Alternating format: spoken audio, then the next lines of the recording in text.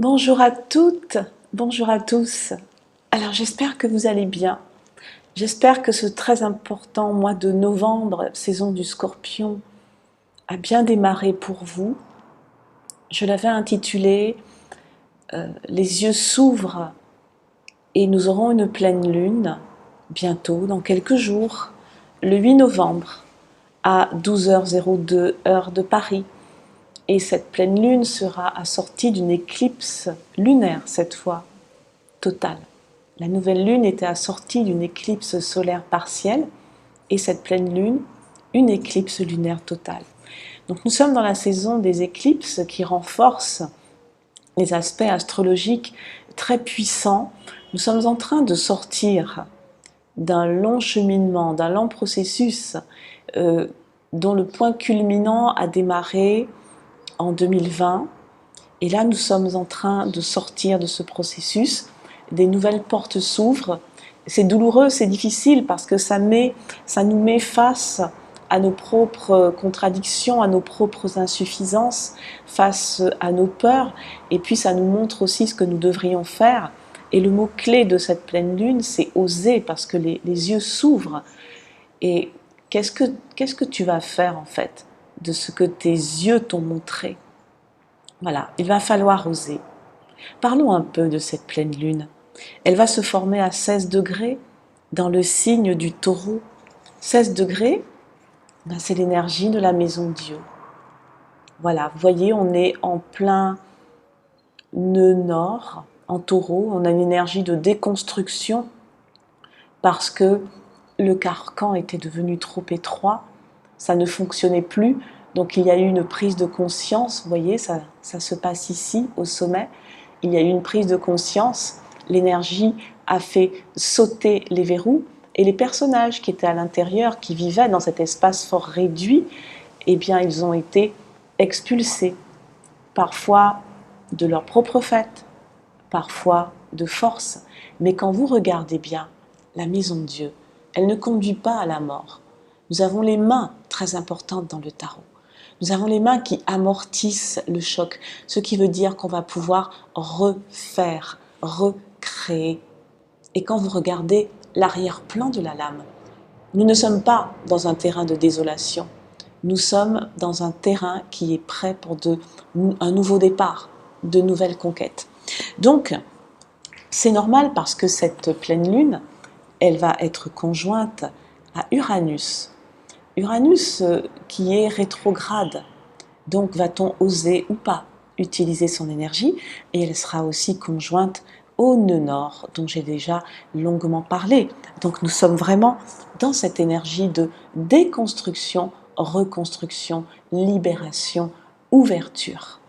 Mais c'est inconfortable, parce que c'est violent, parce que ça dépasse ce à quoi on était habitué.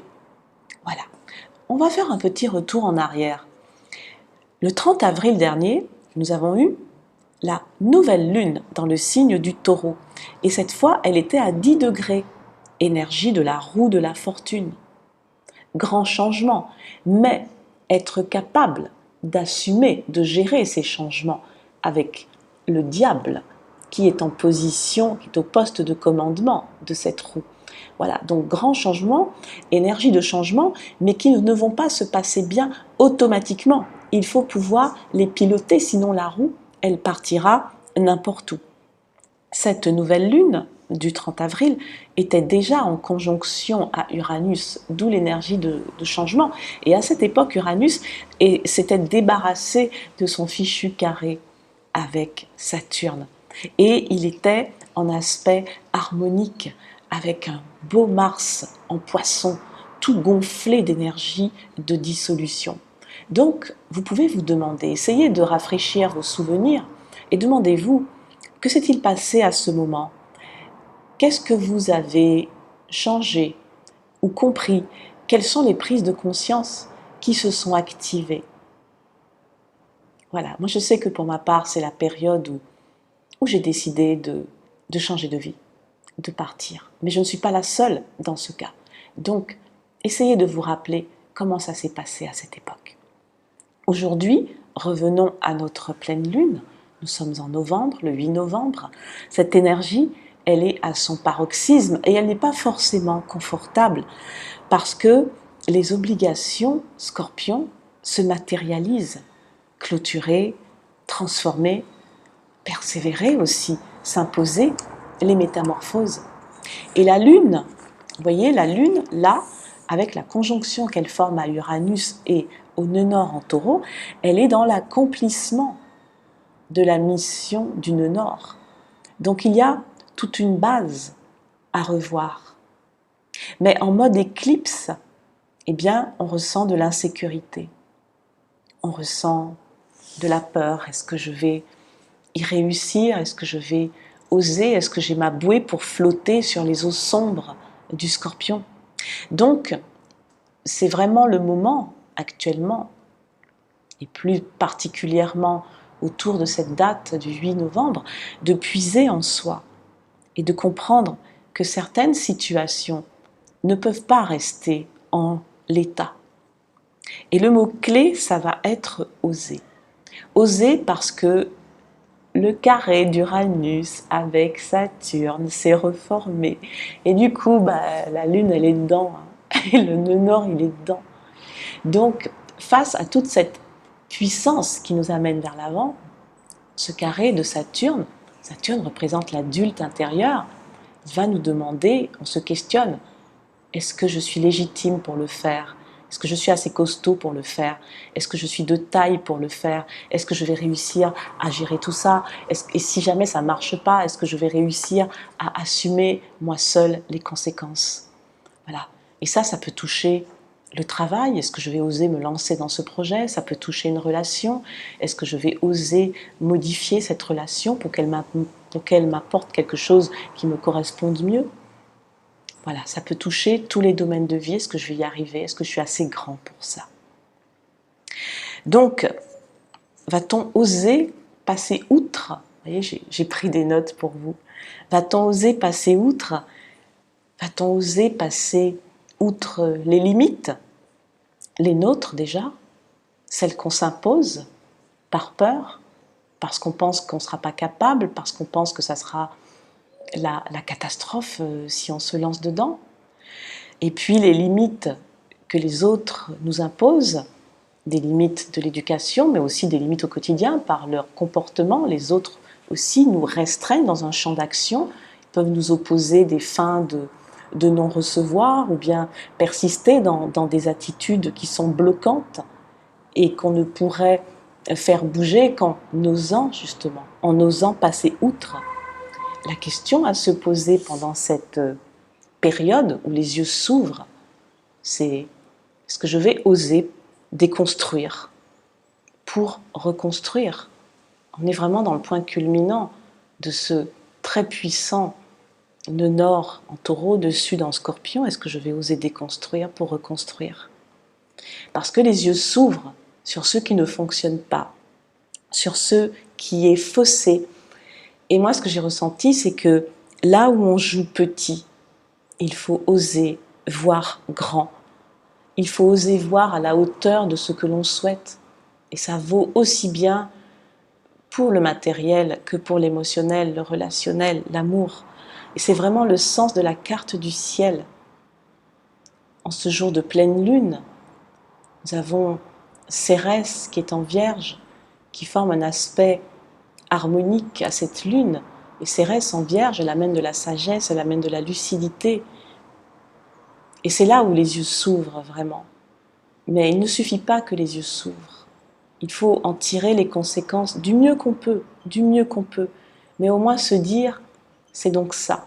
Il faut que je passe outre.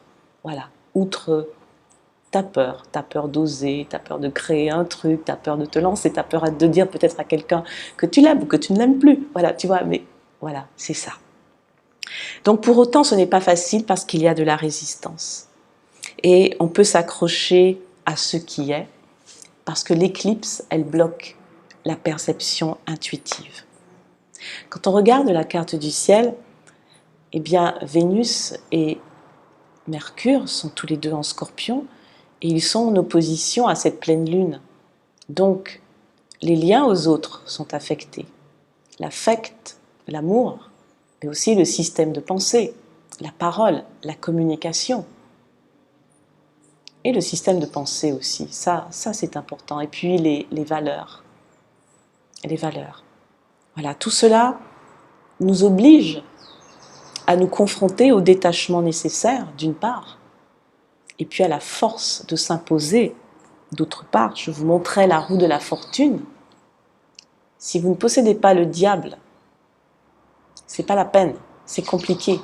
Or, au moment de cette pleine lune, Mercure, la parole, le système de pensée, la communication, sera à 15 degrés dans le signe du Scorpion, en plein sur l'énergie du diable dans le tarot de Marseille. Et c'est le diable qui pilote les changements.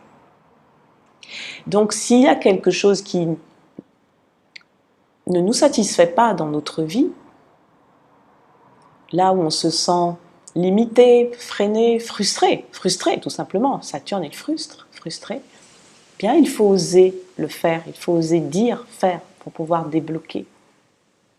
Voilà, donc se lancer un peu dans le vide. Et moi j'ai écrit, le premier message en fait de cette pleine lune, c'est déjà oser croire en soi.